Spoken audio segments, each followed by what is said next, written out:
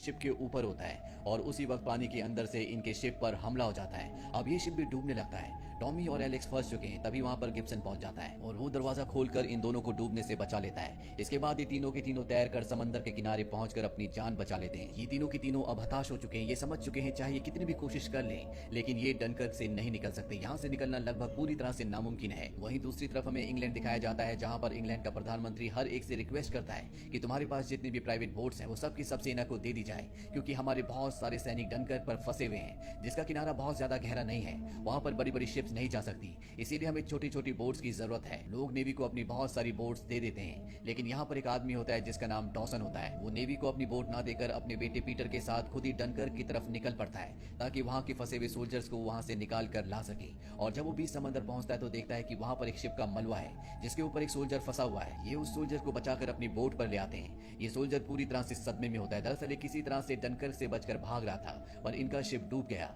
और जब इस सोल्जर को पता चलता है कि ये डनकर्क जा रहे हैं तो पूरी तरह से डर जाता है। वो इनसे कहता है कि तुम वहां मत जाओ, अगर तुम वहां गए तो जिंदा वापस नहीं आ पाओगे, मैं सिर्फ अपने घर जाना चाहता हूँ। लेकिन डॉसन और उसका बेटा पीटर वो हार नहीं मानना चाहते, इसीलिए वो डनकर्क पहुंचकर कुछ और सैनिकों को बचाना चाहते हैं। इनके साथ एक और लड़का होता है जिसका नाम जॉर्ज होता है। अब जिस सैनिक को इन्होंने बचाया होता है वो पूरी तरह से डर जाता है। वो इनकी बोट का कंट्रोल अपने पास लेना चाहता है, इसीलिए जॉर्ज और उसके बीच में हाथापाई शुरू हो जाती है, जिस वजह से जॉर्ज के सिर में एक गहरी चोट आती है। पीटर उसे संभालता है, उसके सिर पर पट्टी करता है और अब पीटर को पता चलता है कि जॉर्ज को दिखना बंद हो गया है, क्योंकि उसका सिर का जो घाव है वो बहुत गहरा है। लेकिन जॉर्ज को इस बात का कोई भी गम नहीं है। जॉर्ज हमेशा से कोई अच्छा बहादुरी का काम करना चाहता था, ताकि उसकी फोटो अखबार में आए और उसके टीचर, उसके सभी दोस्त देखे कि जॉर्ज कितना बहादुर है। जॉर्ज के सिर पर चोट लगने के बाद वो सोल्जर भी पूरी तरह से शांत हो चुका है और पीटर के पिता अब बोट को एक बार फिर से डनकर्क की तरफ ले जा रहे हैं। वहीं डनकर्क बीच पर टॉमी, गिब्सन और एलेक्स को दिखाया जाता है, जिन्हें स्कॉटलैंड के कुछ सोल्जर्स दिखते हैं और ये तीनों के तीनों उनके साथ आगे बढ़ जाते हैं। तभी इन्हें वहां पर एक शिप दिखती है जो किनारे पर फंसी हुई होती है।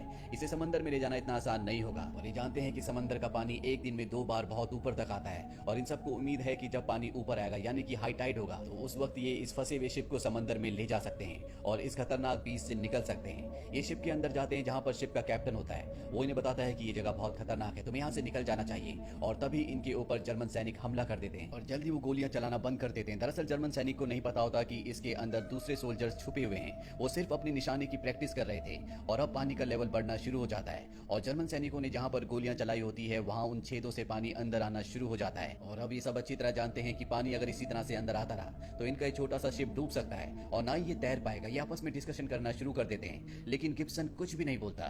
दरअसल जब से वो टॉमी से मिला है उसने कुछ भी नहीं बोला होता और अब टॉमी को शक होना शुरू हो जाता है कि ये एक जर्मन सैनिक है, ये एक जासूस है। वो उस पर इल्जाम लगाता है, पर बाद में पता चलता है कि गिब्सन एक जर्मन सैनिक नहीं है बल्कि वो एक फ्रेंच सैनिक है। दरअसल कहानी की शुरुआत में जिस सोल्जर को दफना रहा था वो एक ब्रिटिश सोल्जर था और उसने उसकी वर्दी पहन ली होती है, क्योंकि डनकर्क बीच से सबसे पहले ब्रिटिश सोल्जर्स को बचाया जा रहा होता है और यही कारण था कि उसने ब्रिटिश सोल्जर की वर्दी पहन ली थी ताकि वो यहाँ से निकलकर अपने घर जा सके। लेकिन अभी जाकर भी अपने शिप में जो छेद हुए हैं जिनसे पानी अंदर आ रहा है उसका कोई सोल्यूशन नहीं ढूंढ पाते और अब ये शिप डूबना शुरू हो जाता है। इसके अंदर से कई सैनिक बाहर निकल जाते हैं, लेकिन गिब्सन का पैर जंजीरों में उलझ जाता है। वो जाकर भी वहां से बाहर नहीं आ पाता और शिप के साथ ही डूब जाता है, जिससे उसकी मृत्यु हो जाती है।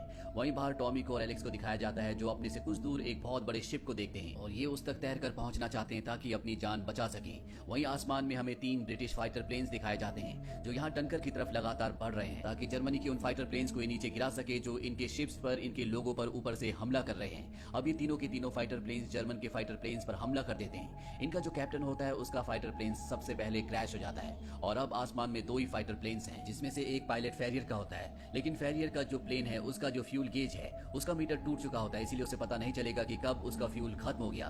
उसे इस बात का बहुत ध्यान रखना होगा। अभी दोनों के दोनों जर्मनी के फाइटर प्लेन से लड़ना शुरू करते हैं और बहुत जल्दी ये एक बॉम्बर को नीचे गिरा देते हैं, पर साथ ही यहाँ पर ब्रिटिश का एक फाइटर प्लेन भी क्रैश हो जाता है और जिस जगह वो क्रैश होता है वहां से मिस्टर डॉसन की बोट बहुत नजदीक होती है। वो इस प्लेन को क्रैश होते हुए देख लेते हैं। इसका जो पायलट होता है वो अंदर फंस चुका होता है, वो जाकर भी अपने प्लेन के ढक्कन को नहीं खोल पा रहा होता, पर तभी मिस्टर डॉसन अपनी बोट लेकर वहां पहुंच जाते हैं और इस पायलट की जान बचा लेते हैं और इसके बाद ये दोबारा से डनकर्क की तरफ बढ़ चलते हैं। वहीं आसमान में ब्रिटिश का सिर्फ एक ही फाइटर प्लेन है जिसे फेरियर चला रहा है। वो लगातार जर्मनी के फाइटर प्लेन्स पर हमला कर रहा है। वहीं पानी के अंदर टॉमी और एलेक्स को दिखाया जाता है जो बड़े शिप की तरफ बढ़ रहे होते हैं, लेकिन तभी जर्मनी के फाइटर प्लेन्स उस पर बॉम्ब गिरा देते हैं जिससे वो भी डूबने लगता है और इनकी उम्मीद एक बार फिर से टूट जाती है। लेकिन तभी मिस्टर डॉसन अपने बेटे के साथ यहाँ इस बीच तक पहुंच जाते हैं और बहुत सारे सोल्जर्स को बचा लेते हैं। लेकिन वो उस शिप के नजदीक नहीं जाते जो डूब चुकी होती है, क्योंकि उसका बहुत सारा ऑयल पानी में तैर रहा होता है। और वैसे भी अब इनकी पूरी बोट भर चुकी है, जिसमें टॉमी और एलेक्स भी है। मिस्टर डॉसन ने यहाँ पर कई सोल्जर्स की जान बचा ली है। साथ ही मिस्टर डॉसन की तरह यहाँ पर और भी बहुत सारे लोग अपनी बोट्स लेकर पहुंच चुके होते हैं, जो सोल्जर्स को बचा रहे होते हैं। वहीं आसमान में फेरियर को दिखाया जाता है, जो जर्मन फाइटर प्लेन से लड़ रहा होता है और एक एक करके वो लगभग सभी फाइटर प्लेन्स को नीचे गिरा देता है, जिस वजह से मिस्टर डॉसन और उन्हीं की तरह कई सारी बोट्स पर जर्मन बॉम्ब नहीं गिरा पाते और इस तरह से कई सोल्जर्स को बचा लिया जाता है। लेकिन मिस्टर डॉसन की बोट में जो जॉर्ज था, जिसके सिर पर चोट लग गई थी और उसने अपनी आंखों की रोशनी खो दी थी, अब उसकी मृत्यु हो चुकी है। लेकिन उस सोल्जर को ये नहीं बताया जाता जिसकी वजह से उसके सिर पर चोट लगी थी, क्योंकि मिस्टर डॉसन और उनका बेटा पीटर जानते हैं कि ऐसा उस सोल्जर ने जानबूझकर नहीं किया था।